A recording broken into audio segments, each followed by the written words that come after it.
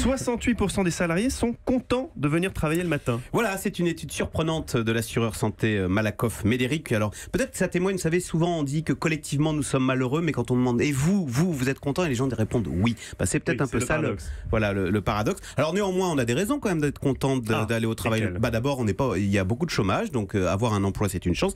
Et puis, la deuxième chose que montre cette enquête, c'est que le travail a monté en gamme. Il y a moins, par exemple, à la question, votre travail est-il physiquement fatigant? Est-ce qu'il y a beaucoup de gestes répétitifs? Eh bien, tout ça, ça a énormément baissé. Voilà, ce qui fait qu'on a les 2/3 des Français contents d'aller au travail. Voilà. Des salariés contents et optimistes aussi par rapport aux nouvelles technologies. Alors ça, c'est autre chose qui m'a énormément surpris. On n'arrête pas de dire, vous savez, que les nouvelles technologies vont détruire des dizaines de millions d'emplois.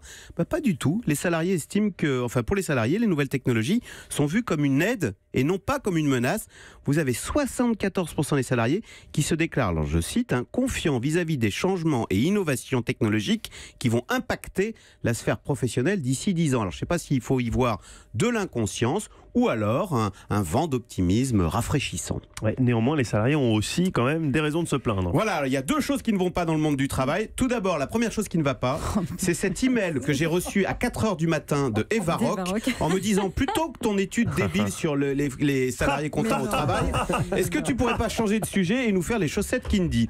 C'est une illustration parfaite de ce qui ne va plus dans le monde du travail. Oui, voilà. C'est cette intrusion des mails en pleine nuit, en l'occurrence à 4h24 du matin. Mon Dieu. Ce qui fait que les Français disent, à cause de ces SMS, il n'y a plus de frontières entre vie privée et vie professionnelle. Le droit à la déconnexion. Exactement. Justement, c'est parti de la dernière loi El Khomri qui avait été le drame, c'est qu'on ne peut droit à la déconnexion. Oui, mais on ne peut pas s'empêcher d'aller consulter sa boîte mail, y compris professionnelle.